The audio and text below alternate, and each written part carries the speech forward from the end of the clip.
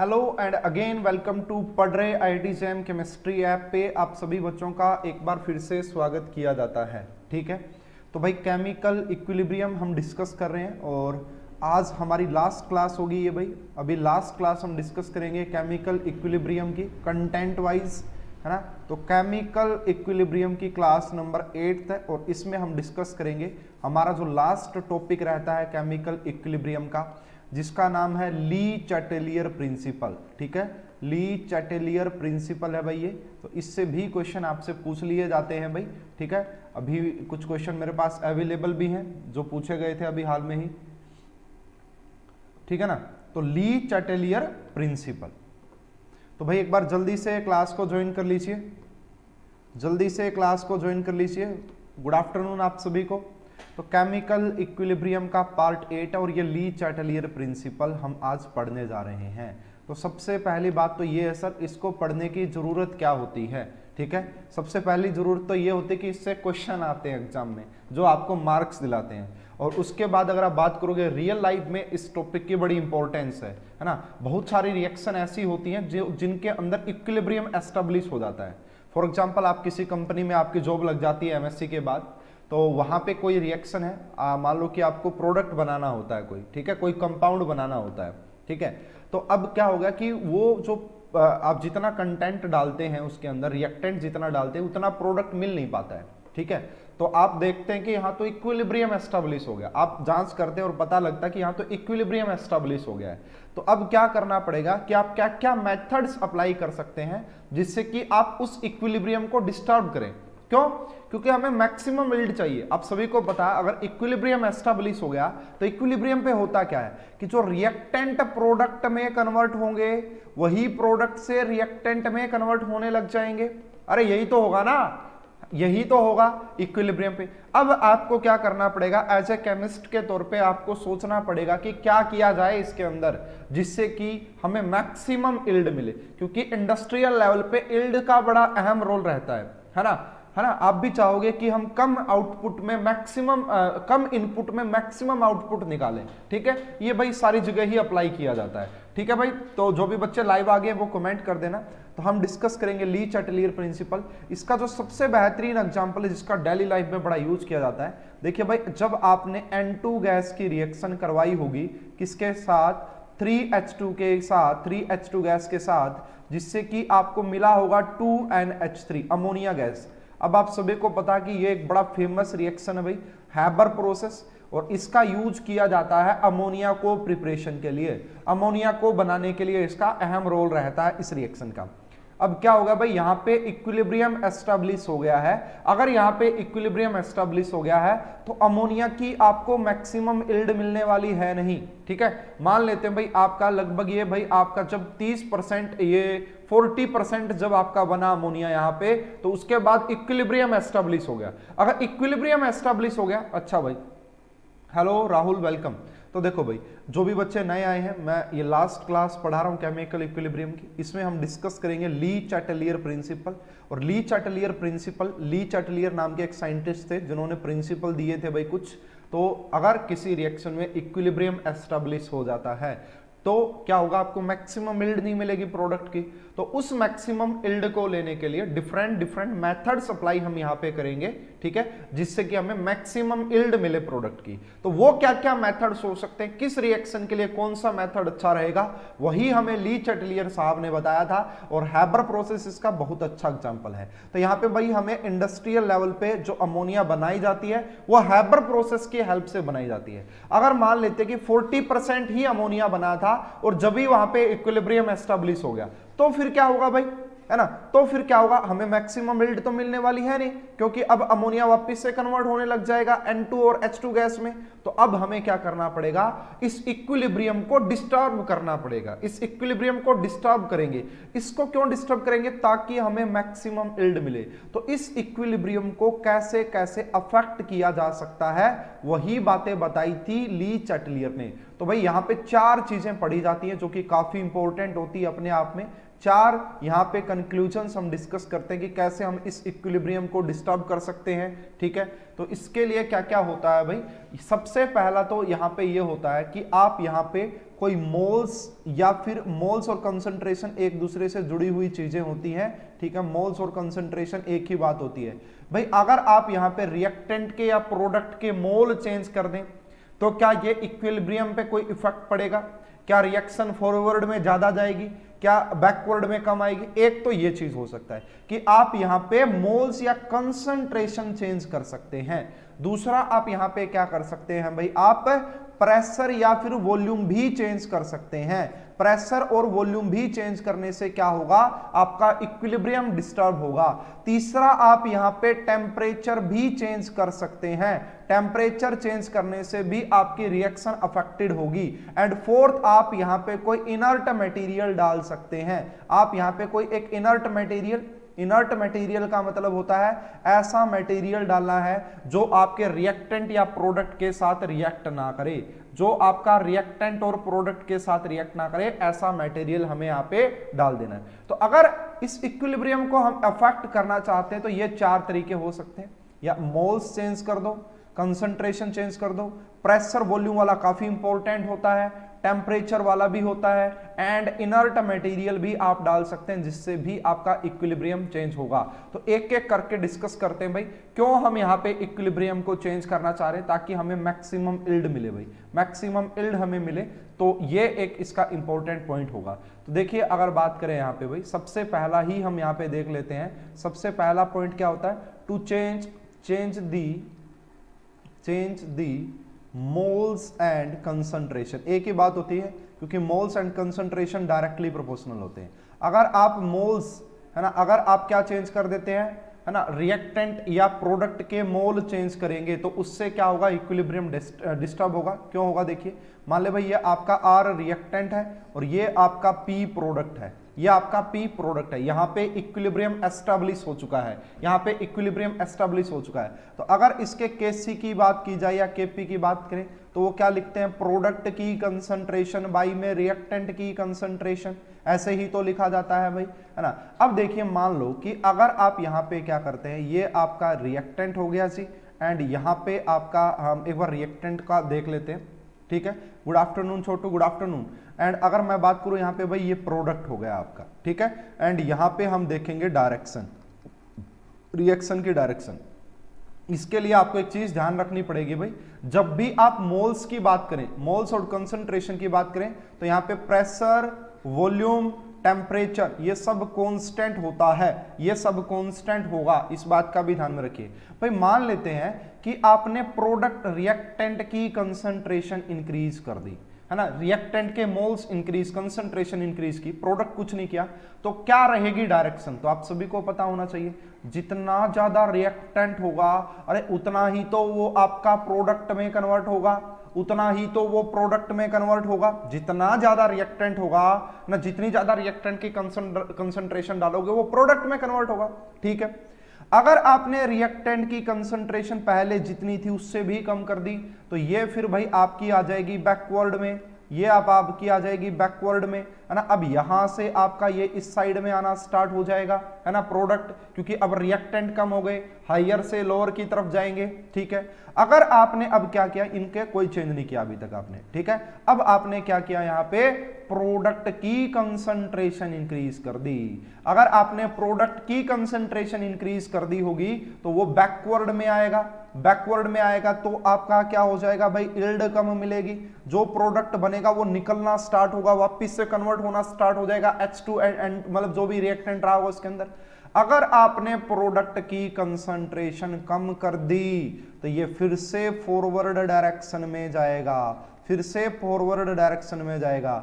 अगर मैं सिर्फ बात करूं नंबर ऑफ मोल्स की, है ना, नंबर ऑफ मोल्स से अगर मैं बात करूं तो आपको बताना है यहाँ पे मोल्स या कंसंट्रेशन, एक ही बात समझिएगा कि मैक्सिमम अगर यील्ड हमें चाहिए, देखिए फॉर मैक्सिमम यील्ड हमें मैक्सिमम यील्ड के लिए क्या करना चाहिए, कौन सी चीज ज्यादा रखनी चाहिए, कौन सी चीज कम रखनी चाहिए। मैक्सिमम यील्ड का मतलब है कि हमें प्रोडक्ट चाहिए ज्यादा से ज्यादा, हमें चाहिए हाइपर प्रोसेस में अमोनिया बहुत ज्यादा मिले, तो उसके लिए क्या यूज किया जाता है भाई, ये वाला जो आप देख रहे हैं ना कि प्रोडक्ट की कंसंट्रेशन कम करना। इंडस्ट्रियल लेवल में इसे ऐसा नहीं बोला जाता है, इंडस्ट्रियल लेवल में यह बोला जाता है जैसे जैसे प्रोडक्ट बने ना उसको बाहर निकालते जाओ, बाहर निकालते जाओगे तो कमी हो जाएगी प्रोडक्ट प्रोडक्ट की। अगर प्रोडक्ट की कमी हो गई तो वो रिएक्टेंट ज्यादा कन्वर्ट होगा प्रोडक्ट में।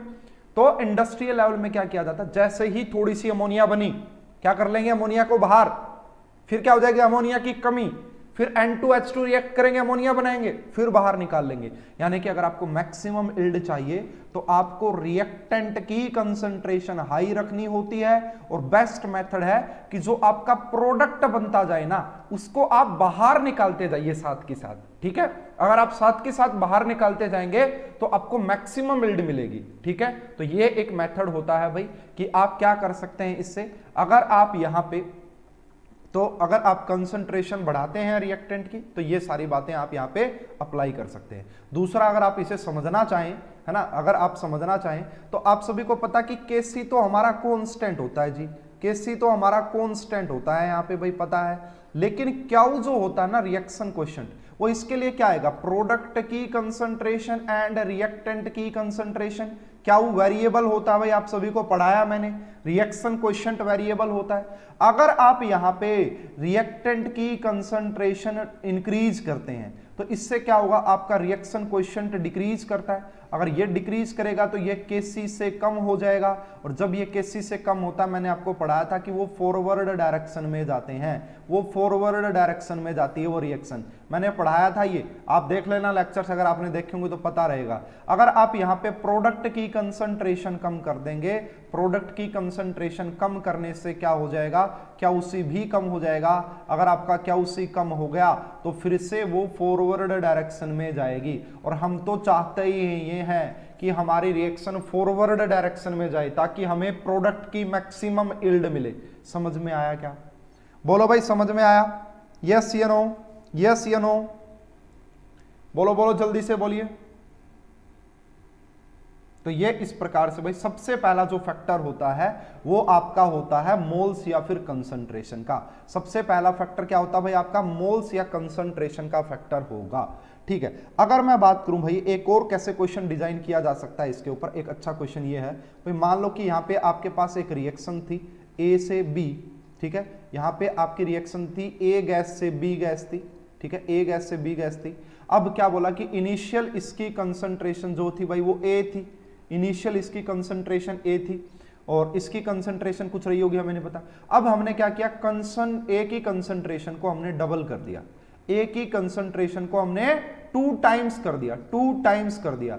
तो बताओ भाई B की concentration in the terms, B की कंसंट्रेशन पे क्या इफेक्ट पड़ेगा, ऐसे क्वेश्चन भी पूछे जा सकते हैं। अगर A की कंसंट्रेशन को आपने पहले A थी उसको अब आपने 2 टाइम्स इंक्रीज कर दिया तो बताओ। तो देखिए अगर मैं इसकी बात करूं यहां पे तो मेरा Kc क्या रहेगा इसके लिए, तो Kc क्या रहेगा, इसकी कंसंट्रेशन मैं स्मॉल b मान लेता हूं भाई, कि इसकी कंसंट्रेशन स्मॉल b मैं मान लेता हूं ऐसा, ठीक है। तो हम क्या लिखेंगे B, यानी कि B लिखेंगे और नीचे क्या लिखेंगे A, यही तो लिखेंगे।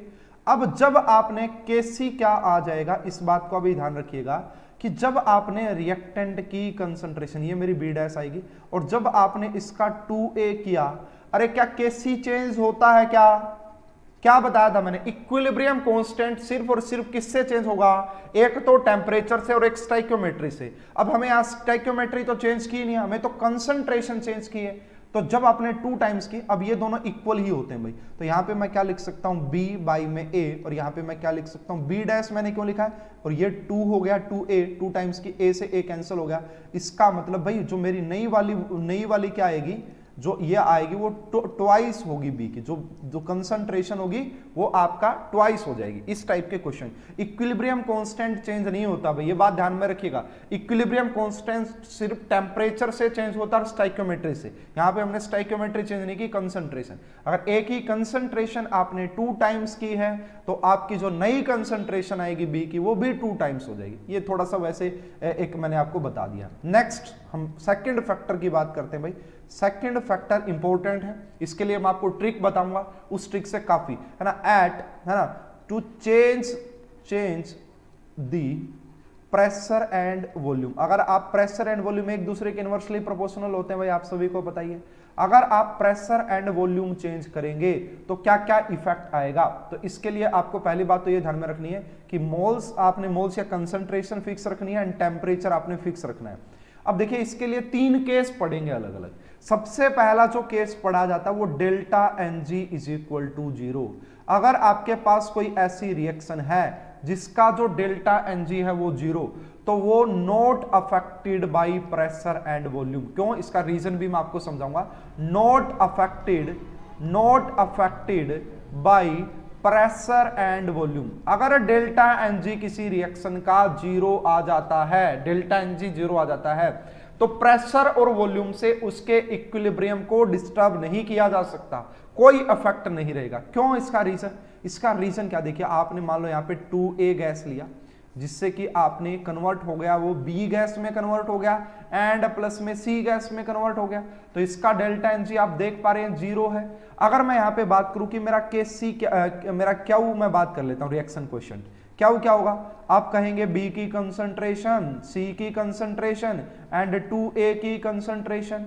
अब इसके एक्सप्रेशन में प्रेशर और वॉल्यूम आते ही नहीं है ना, इसके एक्सप्रेशन में प्रेशर वॉल्यूम आते हैं, मैंने बताया था भाई वो कैंसल आउट हो जाते हैं, आते ही नहीं। इसलिए यहां पे डेल्टा एन जी 0 के केस में प्रेशर और वॉल्यूम से कोई डिफरेंस, कोई चेंज नहीं आता, क्योंकि क्यों चेंज नहीं होगा तो केसी से कैसे कंपेयर करेंगे, ये तो फिक्स रहेगा, है ना। यहां पे इसके में प्रेशर वॉल्यूम का कोई रोल ही नहीं है, ठीक है, चलो जी, ये कोई प्रॉब्लम नहीं है। सेकंड हम बात करते हैं भाई आपका, इसमें बिल्कुल आपको चेंजेस देखने को मिलेंगे। अगर आपका delta N G less than 0 आ जाए तो क्या करेंगे जी, है ना। इसका एग्जांपल हैबर प्रोसेस से याद रखिएगा भाई, इसका जो बेस्ट एग्जांपल है वो हैबर प्रोसेस होता है। यहां पे देखिए भाई, अगर आपके पास N2 गैस गिवन है और आपने इसकी रिएक्शन करवा दी है 3H2 गैस के साथ, और इससे आपको क्या मिल गया है, 2NH3 गैस मिल गया है। तो अब सभी को पता है कि इसके लिए जो डेल्टा एन जी होता है ना, वो आपका -2 है। डेल्टा एन जी इसके लिए क्या होता है, -2। अब इसके लिए हमें देखना पड़ेगा, यहां पे आपको कंडीशन ध्यान में रखनी पड़ेगी। अब हमें पता भाई इसके लिए कोई ना कोई केपी गिवन होगा कांस्टेंट इस पर्टिकुलर रिएक्शन के लिए। अगर मैं यहाँ पे क्यू लिखूं रिएक्शन क्वेश्चन लिखूं, तो क्या लिखा जा सकता है, पार्शियल प्रेशर ऑफ अमोनिया, ठीक है, या क्यू केपी भी लिख सकते हो, जो भी आप लिखना चाहे यहाँ पे लिख सकते हैं। चलो क्यू ही लिख लेते हैं, पार्शियल प्रेशर ऑफ अमोनिया की पावर 2, एंड यहाँ पे आप क्या लिखेंगे, partial pressure of N2, and यहाँ पे क्या लिखेंगे, पार्शियल प्रेशर ऑफ H2। अब ऊपर क्या लिखा, नीचे लिखा जाएगा प्रेशर का 2 एंड ऊपर लिखा जाएगा टोटल मोल्स, है ना। NT लिख देता हूं यहाँ पे, NT का मतलब होता है टोटल मोल्स एट इक्विलिब्रियम, ये लिखा जाएगा ना। अब देखो क्या क्या कर दिया आपने, ये तो कांस्टेंट ही कर दिए भाई, मोल तो कांस्टेंट कर दिए, पहले ही मैंने बोला। अब अगर आप यहां से प्रेशर को इंक्रीज करेंगे, प्रेशर को जब आप इंक्रीज करेंगे तो क्या आपका डिक्रीज, देखो यहां पे जब आपने इस पर्टिकुलर केस में प्रेशर को इंक्रीज किया, क्या वो डिक्रीज करेगा, अगर क्या वो डिक्रीज करेगा तो केसी की वैल्यू ज्यादा हो जाएगी, क्योंकि इक्विलिब्रियम पे तो दोनों सेम होते हैं। आपको मैंने ऑलरेडी ये बात पढ़ाई हुई है कि एट इक्विलिब्रियम, अगर आप इक्विलिब्रियम की बात करेंगे तो जो आपका क्यों रिएक्शन क्वेश्चन होता है या केसी केपी होते हैं वो सेम होते हैं, मतलब वो सेम होते हैं सारे, मतलब अलग अलग वैल्यू हो सकती है केसी केपी की, वो मैं मानता हूं। अगर डेल्टा एन जी 0 का केस नहीं है तो ये मैं मान लेता हूं कि यहाँ पे केपी इक्वल होते हैं। बट जब आपने क्या किया यहाँ पे, इसकी अगर बात करें इक्विलिब्रियम डिस्टर्ब करना हमें, तो डिस्टर्ब करने के लिए हमने क्या किया, प्रेशर को बढ़ाया। प्रेशर को बढ़ाने से रिएक्शन क्वेश्चन डिक्रीज करेगा, केसी इंक्रीज करेगा। अगर केसी इंक्रीज करेगा तो रिएक्शन जाएगी फॉरवर्ड डायरेक्शन में। रिएक्शन कहां पे जाएगी, फॉरवर्ड डायरेक्शन में। तो यहां से क्या बात समझ में आई आपको, यहां से आपको क्या बात समझ में आई, क्या मैं यहां पे ये बात कह सकता हूं कि अगर आपके पास delta N G less than 0 का केस है तो जितना ज्यादा प्रेशर हाई करोगे उतना ज्यादा ही आपको इल्ड मिलेगा, क्योंकि उतनी ज्यादा रिएक्शन फॉरवर्ड डायरेक्शन में जाएगी। और इसी के लिए ट्रिक होती है भाई, इसके लिए ट्रिक होती है, याद रखिएगा स्पेशली, है ना। आप हैबर के लिए याद रख लीजिएगा। और आपको सभी को पता कि हैबर जो होता है ना वो डेल्टा एन जी 0 का केस होता है। इसके ऊपर टीफर का क्वेश्चन आया, मैंने लिया भी हुआ, अभी मैं एक बार पूरा पढ़ा दूं, उसके बाद वही सोल्व करवाने वाला हूं, ठीक है। तो ट्रिक क्या हो गई, डेल्टा एन जी 0 के लिए ट्रिक क्या हो गई, HPLV। क्या हो गई भाई ट्रिक, HPLV। इसका मतलब यह है कि भाई आपको डेल्टा एन जी के 0 के केस में अगर आप प्रोडक्ट फेवरेबल रिएक्शन चाहते हैं कि मैक्सिमम हमें आउटपुट मिले, मैक्सिमम यील्ड मिले, तो उसके लिए आपको प्रेशर हाई रखना है एंड आप सभी को पता है कि pressure and volume inversely proportional to each other, एक दूसरे के इनवर्सली प्रोपोर्शनल होती है। अगर आप प्रेशर को हाई रखेंगे तो वॉल्यूम को लो रखना पड़ेगा, अगर फिर भी ना मन माने तो आ जाओ जी, बता देते हैं क्यों ऐसा। अगर मैं इसको लिखना चाहूं in the term of concentration तो क्या लिखेंगे, कंसंट्रेशन ऑफ अमोनिया की पावर 2, एंड यहां पे क्या लिखेंगे, कंसंट्रेशन ऑफ N2, एंड यहां पे क्या लिखेंगे, N2 में H2 की कंसंट्रेशन की पावर 3। अब वॉल्यूम ऊपर आ जाएगी, वॉल्यूम का स्केयर ऊपर आ जाएगा। अगर वॉल्यूम इंक्रीज करोगे तो क्यू इंक्रीज करेगा, अगर क्यू इंक्रीज करेगा तो केसी कम हो जाएगा, अगर केसी कम हो गया तो वो बैकवर्ड डायरेक्शन में जाएगी। इसीलिए बोला है कि यहां पे लो वॉल्यूम रखिएगा, इसीलिए बोला है यहां पे आपको लो वॉल्यूम रखनी है। समझ में आ गया? अरे समझ में आ गया क्या? इंपॉर्टेंट है। तो डेल्टा एनजी लेस देन 0 के केस में प्रेशर हाई रखिएगा एंड वॉल्यूम को लो रखिएगा। अगर आपको मैक्सिमम यील्ड चाहिए, आप चाहते हैं कि प्रोडक्ट फेवरेबल हमारी रिएक्शन हो। चलिए भाई थर्ड कंडीशन की तरफ चलते हैं। थर्ड कंडीशन क्या कहती है, अगर आपका delta N g greater than 0 हो तो देखो भाई जो लेस देन में HPLV आ रहा था ना, यहां पे आपका HV एंड LP हो जाता है, चेंज हो जाएगी पूरी कहानी। क्यों हो जाएगी समझ लीजिएगा, यानी कि यहां पे हाई वॉल्यूम रखिएगा एंड लो प्रेशर रखिएगा। देखना कैसे, एक एग्जांपल लिखते हैं। आपको यहां पे ए गैस से मिला है 3B गैस, आपको पता लग गया कि इसके लिए डेल्टा एनजी की वैल्यू 2 आ रही है। तो अगर मैं क्या लिखना चाहूं in the term of pressure तो वो क्या लिखेंगे, पार्शियल प्रेशर ऑफ बी की power 3 and partial pressure of A. अब मुझे क्या लिखना पड़ेगा, ऊपर मुझे क्या लिखना पड़ेगा, प्रेशर जितनी है, एंड नीचे मुझे क्या लिखने पड़ेंगे, टोटल मोल्स। क्या लिखने पड़ेंगे, टोटल मोल्स। अब जब आपने यहां पे अगर प्रेशर इंक्रीज कर दिया तो क्या उसी भी इंक्रीज हो जाएगा, अगर क्या उसी इंक्रीज कर दिया तो केसी डिक्रीज हो जाएगा। अगर केसी डिक्रीज हो गया तो इसका मतलब वो जो रिएक्शन होगी, जो रिएक्शन की डायरेक्शन होगी वो बैकवर्ड डायरेक्शन में शिफ्ट हो जाएगी, वो बैकवर्ड डायरेक्शन में शिफ्ट हो जाएगी। और हम ऐसा बिल्कुल भी नहीं चाहते हैं, कोई भी इंडस्ट्री ऐसा नहीं चाहेगी कि ऐसा हो जाए। इसीलिए इस पर्टिकुलर केस में पहले ही बोल दिया गया है कि लो प्रेशर रखना, हाई वॉल्यूम रखना, तो ये प्रोडक्ट फेवरेबल हो जाएगी, ये आपका प्रोडक्ट फेवरेबल रिएक्शन हो जाएगी। बोलिए भाई समझ में आया? समझ में आया?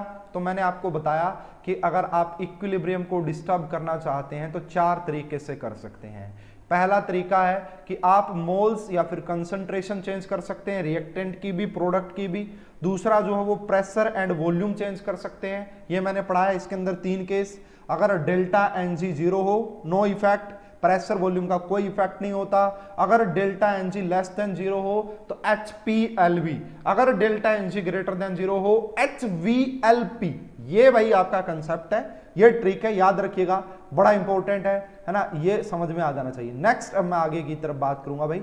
जो नेक्स्ट फैक्टर है हमारा भाई, वो कौन सा फैक्टर है, थर्ड, वो है टेम्परेचर। ये बड़ा आसान होता है भाई, टेम्परेचर वाला बड़ा आसान है। अगर आप यहाँ पे टेम्परेचर की बात करेंगे तो बाकी चीजें यहाँ पे कॉन्स्टेंट।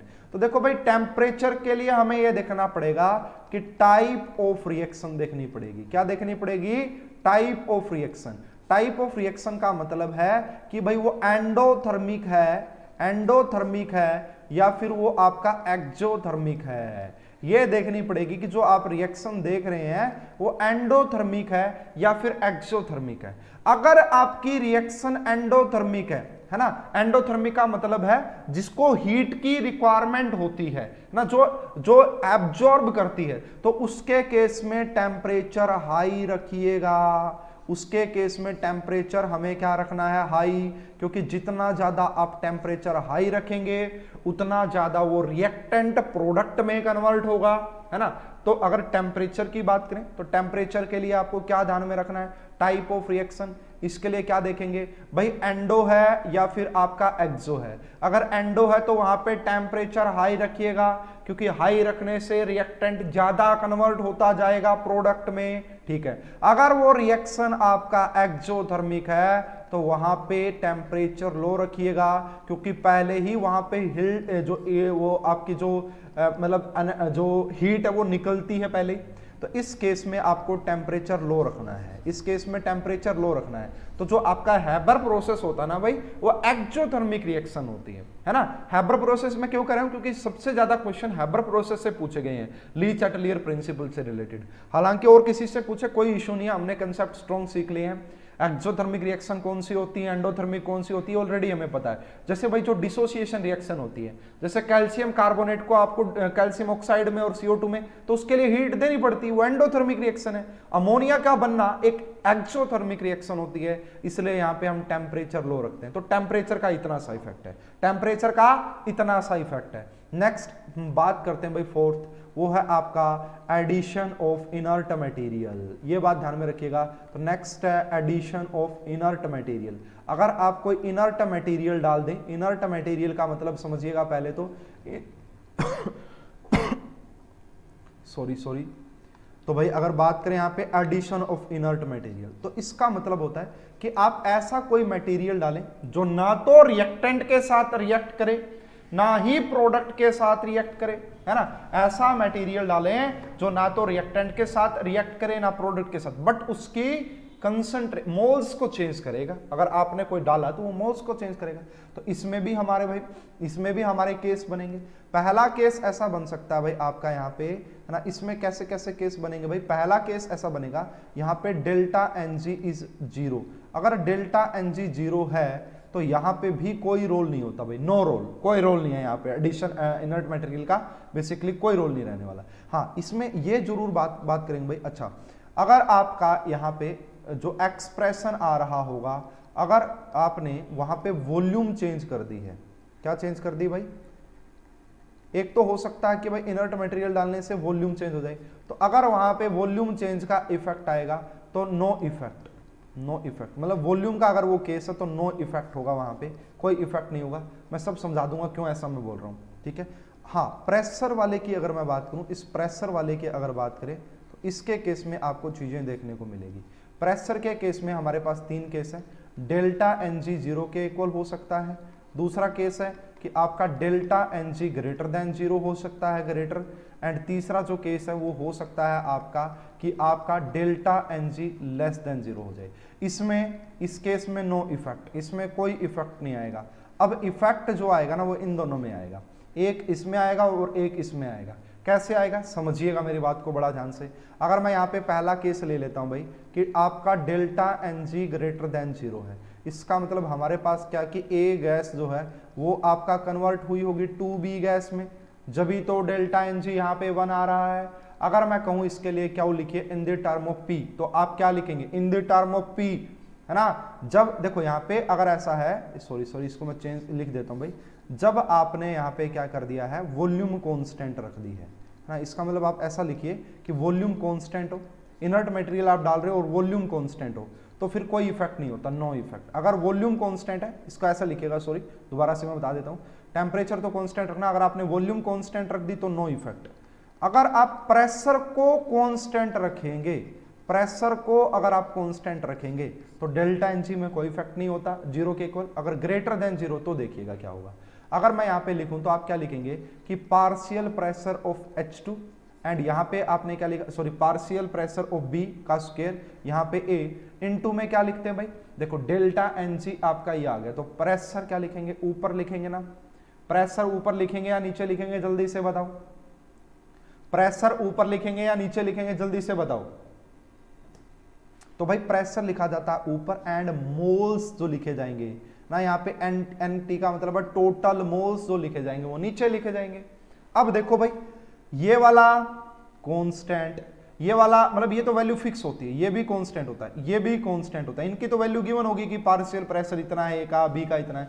अब यहाँ पे जो सिर्फ और सिर्फ चीज चेंज होगी वो NT, अगर आपने इनर्ट मटेरियल डाला है तो टोटल मोल्स तो चेंज होंगे ना। अरे टोटल मोल्स तो चेंज होंगे, ये तो बिल्कुल सही है, टोटल मोल्स अगर आपने मटेरियल डालने से टोटल मोल्स आपका इंक्रीज कर जाते हैं भाई। फॉर एग्जांपल इंक्रीज करेंगे तो क्या सी डिक्रीज करे, क्या डिक्रीज करेगा, क्या डिक्रीज करेगा तो के सी इंक्रीज करेगा, एंड के सी अगर इंक्रीज करेगा तो हम कहेंगे कि फॉरवर्ड डायरेक्शन में जाएगी, फॉरवर्ड डायरेक्शन में जाएगी। इसका मतलब ये है अगर आपका delta N g greater than 0 का केस है ना, तो उसके अंदर आप इनर्ट मटेरियल ना डालें। क्यों? अगर आप डालेंगे तो एंटी बढ़ेगा, एक मिनट सॉरी, हाँ उसके अंदर आप इनर्ट मटेरियल डालें अगर delta N g greater than 0 का केस है। क्यों? इनर्ट मटेरियल डालने से क्या होगा, मोल्स इंक्रीज करेंगे, टोटल मोल्स इंक्रीज करेंगे, क्या उसे डिक्रीज करेगा, केसी भी इंक्रीज ज्यादा हो जाएगा एज कंपेयर टू क्या, इसीलिए वो फॉरवर्ड डायरेक्शन में जाएगी और वो हमारे लिए यूजफुल होगा, वो हमारे लिए यूजफुल है, वो प्रोडक्ट फ्रेंडली चीज है, प्रोडक्ट फ्रेंडली कंसेप्ट है। सेकंड अगर मैं बात करूं यहाँ पे भाई, अगर आपका यहाँ पे delta N G less than 0 आ जाता है तो फिर आपका क्या देखने को मिलने वाला है यहाँ पे कि अब आपके पास 2A गैस है और वो आपका कन्वर्ट हो जाएगा B गैस के अंदर। तो यहाँ पे आप डेल्टा एन जी देख पा रहे हैं कि -1 होगा। अगर यहाँ पे -1 होगा तो क्या लिखेंगे, प्रेशर ऑफ B, एंड यहाँ पे आप क्या लिखेंगे, प्रेशर ऑफ A का 2, एंड यहाँ पे ऊपर अब क्या आ जाएगा, एंटी आ जाएंगे, टोटल मोल्स आ जाएंगे, एंड यहाँ पे क्या आ जाएगा, प्रेशर आ जाएगा। यहाँ पे क्या आ जाएगा भाई, जो प्रेशर है टोटल प्रेशर वो आ जाएगा। ठीक है ना? अरे ये समझ में आ रहा है ना कि क्यों ऐसा करते हैं हम, ठीक है ना, कि क्यों ऐसा किया जाता है। तो ये सब कुछ आपके माइंड में होना चाहिए। ऑलरेडी मैं पहले आपको काफी अच्छे से ये सारी चीजें समझा ही चुका हूं, ठीक है। तो मेरे हिसाब से आपको इसमें कोई भी प्रॉब्लम नहीं होगी, इसमें आपको कोई भी प्रॉब्लम नहीं होगी, ठीक है। तो अब अगर मैं बात करूं यहाँ पे, अगर इस पर्टिकुलर केस में अगर आप इनर्ट मटेरियल डालेंगे, इनर्ट मटेरियल डालने से ये चीजें कांस्टेंट है, ये भी कांस्टेंट, ये भी कांस्टेंट, सिर्फ ये चेंज होगा। अगर आपने इनर्ट मटेरियल डाला तो ये एंटी बढ़ेगा, एंटी बढ़ेगा तो क्यू बढ़ेगा, अगर क्यू बढ़ेगा तो केसी भी डिक्रीज हो जाएगा, और केसी डिक्रीज हो जाएगा तो बैकवर्ड डायरेक्शन में वो हमारी चली जाएगी रिएक्शन, और हम नहीं चाहते कि वो बैकवर्ड डायरेक्शन में जाए। इसलिए जो इनर्ट मटेरियल वाला होता है भाई, वो क्या क्या कंसेप्ट आते हैं। एक तो ऐसा हो सकता है कि आप टेम्परेचर तो कांस्टेंट होगा ही होगा, एक ऐसा हो सकता है कि आप वॉल्यूम कांस्टेंट रखें, वॉल्यूम कांस्टेंट रखेंगे तो वहां पे इनर्ट मटेरियल का कोई भी अफेक्ट नहीं होगा। इसका भी रीजन है, इसका रीजन ये है कि जब आप केसी लिखते हैं ना वॉल्यूम के केस में, वहां पे टोटल मोल्स आते ही नहीं एक्सप्रेशन में, वहां पे टोटल मोल्स आते ही नहीं एक्सप्रेशन में। लेकिन अगर आप प्रेशर की बात करोगे तो वहां पे देखो मोल फ्रैक्शन बाई में टोटल प्रेशर करके, है ना, याद है ना आप सभी को कि भाई ये मैं ऑलरेडी समझा चुका हूं आपको, तो ये अब मेरे हिसाब से आपको क्लियर हो जाएगा। तो ये 4 फैक्टर होते हैं भाई, चारों फैक्टर मैंने काफी डिटेल में आपको समझा दिए हैं। सबसे पहला फैक्टर था कि आप जो मोल्स हैं उन मोल्स इंक्रीज डिक्रीज करते हैं, कंसंट्रेशन। सेकंड मैंने आपको प्रेशर एंड वॉल्यूम का पढ़ाया, उसके अंदर 3 case, delta N g equal to 0, delta N g greater than 0, delta N G less than 0। तीसरी जो हमने बात पढ़ी वो पढ़ी टेम्परेचर। अगर आपकी रिएक्शन एंडोथर्मिक है तो टेम्परेचर हाई रखिएगा, अगर आपकी रिएक्शन एक्सोथर्मिक तो टेम्परेचर लो रखिएगा। फोर्थ जो हमने पढ़ा एडिशन ऑफ इनर्ट मटेरियल, अगर आप इनर्ट मटेरियल डालते हैं तो उसका क्या इफेक्ट आएगा। तो अगर आपकी कांस्टेंट वॉल्यूम है तो कोई इफेक्ट नहीं आएगा, अगर कांस्टेंट प्रेशर है तो वहां पे हमें एक केस मिलेगा delta N g greater than 0 का, और एक केस मिलेगा delta N G less than 0 का। तो ये था भाई एक क्वेश्चन है भाई, ये क्वेश्चन है, देखो TFR में पूछा गया था भाई, TFR 2017 का ये क्वेश्चन है। मुझे आप आंसर करेंगे भाई, मैंने काफी डिटेल में ऑलरेडी ये कंसेप्ट समझा दिया, अब आप बिल्कुल भी मिस्टेक नहीं करना। TFR 2017 या फिर 16 का ये क्वेश्चन है, या तो 17 का है या 16 का है, ऑफिशियल पेपर से लिया गया क्वेश्चन है। मुझे फटाफट से इसका आंसर बताएंगे, मुझे फटाफट से इसका आंसर बताएंगे। और हमारा केमिकल इक्विलिब्रियम होता है कंप्लीट।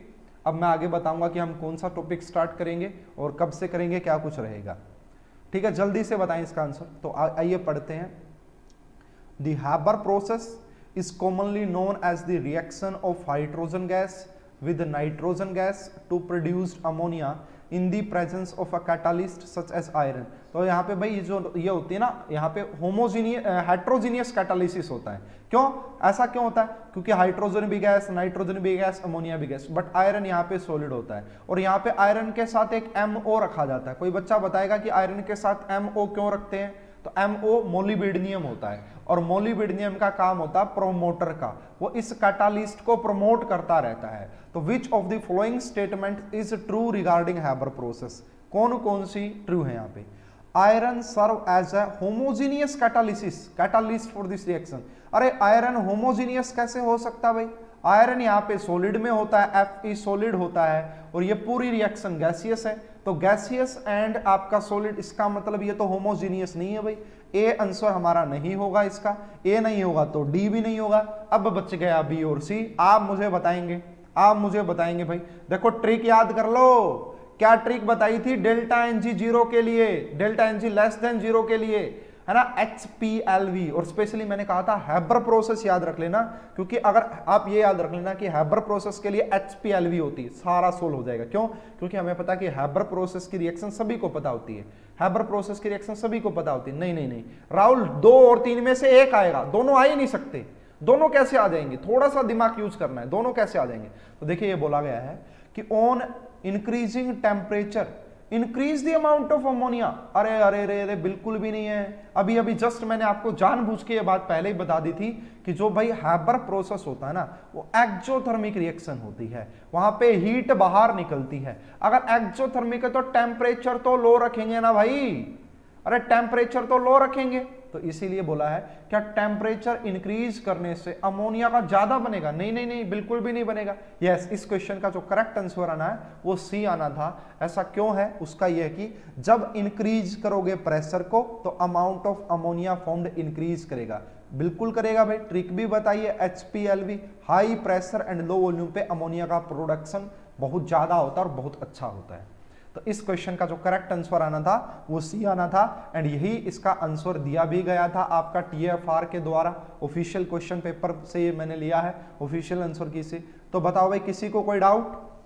किसी को कोई डाउट है तो फटाफट से मुझे बता दे। किसी को कोई डाउट तो फटाफट से मुझे बता दें। अब क्या करूंगा भाई मैं, देखिए अब मैंने ये यहाँ पे आपको पढ़ा दिया केमिकल इक्विलिब्रियम कंप्लीट। अब इसके प्रीवियस ईयर क्वेश्चन जो हैं, ठीक है, जिसमें मैं जैम भी कवर करूंगा भाई, जैम के प्रीवियस ईयर, जिसमें मैं गेट भी कवर करूंगा, गेट के प्रीवियस ईयर, जिसमें मैं नेट के प्रीवियस ईयर भी कवर करूंगा, किसके? केमिकल इक्विलिब्रियम के, जिसमें मैं जितने भी MSc एंट्रेंस है उनके भी कवर करूंगा, जिसके मैं टीफर भी कवर करूंगा। इसकी आपको एक रिकॉर्डेड वीडियोस अपलोड करूंगा मैं, 2-3 दिन में अपलोड कर दूंगा भाई, है ना, जिसमें मैं सारे प्रीवियस ईयर क्वेश्चन का वीडियो सॉल्यूशन रिकॉर्डेड करेंगे, वो लाइव नहीं करेंगे, ठीक है। रिकॉर्डेड में वो ज्यादा बेहतरीन रहेगा, आप देख लीजिएगा उसको, ठीक है। और एक भाई मैं आपको 1 से 2 दिन के अंदर ही लगभग आपका 25 से 30 बेस्ट क्वेश्चन जो रहेंगे उसकी असाइनमेंट भी प्रोवाइड करवाएंगे, ठीक है। उसकी आपको असाइनमेंट भी मिलेगी, लगभग 25 से 30 क्वेश्चन इनफ होंगे ताकि सारे कंसेप्ट हमारे क्लियर हो जाएं। तो वो असाइनमेंट भी आपको प्रोवाइड करवाएंगे 1 से 2 दिन के अंदर, ठीक है। तो असाइनमेंट होगी एक तो आपकी भाई, टॉपिक कंप्लीट है केमिकल इक्विलिब्रियम, आप खुद से प्रैक्टिस करना जितने भी कर सकते हैं। असाइनमेंट मिल जाएगी एक आपको केमिकल इक्विलिब्रियम की, एंड ये वाले जो है मैं जितने भी क्वेश्चन है वो रिकॉर्डेड वीडियो, है ना, अपने पैनल पे बना के डिजिटल बोर्ड पे बनाएंगे बढ़िया सा, और जबरदस्त वाली वो वीडियो रहने वाली, ठीक है। उसके बाद भाई आपका इसका जब जो आपका नेक्स्ट सैटरडे आएगा, ठीक है, जब तक आपको असाइनमेंट मिल जाएगी, एंड असाइनमेंट मिल गई होगी एंड सोल्व भी कर चुके होंगे उस असाइनमेंट को, उसके बाद नेक्स्ट सैटरडे को इसका टेस्ट लेंगे। तो आप प्रिपरेशन जारी रखना, नेक्स्ट सैटरडे को टेस्ट होगा आपका केमिकल इक्विलिब्रियम का, और जो नेक्स्ट टॉपिक हम स्टार्ट करेंगे भाई वो आयोनिक इक्विलिब्रियम होगा। नेक्स्ट टॉपिक जो होगा हमारा आयोनिक इक्विलिब्रियम होगा, तो वो हम स्टार्ट करेंगे भाई कल से। कल आज 2 क्लास मैंने जानबूझ के ले ली भाई, क्योंकि मैं ये टॉपिक कंप्लीट कराना चाहता था, एंड कल एक क्लास इक्विलिब्रियम की होगी यानी कि आयनिक इक्विलिब्रियम की, और एक क्लास मैथमेटिक्स की होगी जो कि मैथमेटिक्स चलता है, ठीक है। आयनिक वाली क्लास सेम टाइम पे 2:30 से 3:30, and basic mathematics 4 to 5 PM। किसी का कोई डाउट, कोई सजेशन है तो बता सकता है मुझे। किसी का कोई डाउट और सजेशन है तो मुझे जल्दी से बता दे, नहीं तो फिर इस वीडियो को यहीं पे एंड करते हैं भाई। किसी का कोई डाउट है, सजेशन है, कोई फीडबैक है तो मुझे बताएं। और कैसा लग रहा है भाई, बहुत सारे स्टूडेंट ऐसे जो फर्स्ट टाइम पे ये क्लास देख रहे हैं मेरी लाइव क्लास, तो कैसा लग रहा है आप बताएं। और पुरानी वीडियोस जरूर देख लेना भाई जब तक आप, ठीक है, पुरानी वीडियोस जो है रिकॉर्डेड वीडियोस हैं वो जरूर देख लीजिएगा। तो बताएं जल्दी से, फिर इस क्लास को करते हैं दी एंड। और भाई आप सारे बच्चे ऐप पे जाके फीडबैक जरूर दें, प्ले स्टोर पे जाके वहां पे ऐप के बारे में जो भी आपका एक्सपीरियंस रहा है इस ऐप के साथ वो वहां पे जरूर शेयर कीजिएगा, ठीक है। और टेलीग्राम ग्रुप में आप सभी बच्चे होंगे, वहां पे मैं पीडीएफ जो है इस लेक्चर की पीडीएफ और असाइनमेंट वहीं पे सब आपको मिलने वाला है, ठीक है। तो भाई मैं वेट कर रहा हूं आपका, कोई अगर सजेशन फीडबैक कोई है तो बता दे फटाफट से। तो चलो भाई ठीक है, फिर आप सभी को मेरी तरफ से गुड इवनिंग एंड मिलेंगे कल आयोनिक इक्विलिब्रियम के साथ। जब तक आप केमिकल इक्विलिब्रियम की अच्छे से प्रैक्टिस कर लीजिएगा भाई, ठीक है। तो अभी के लिए इतना ही, आप सभी का बहुत बहुत धन्यवाद, थैंक यू।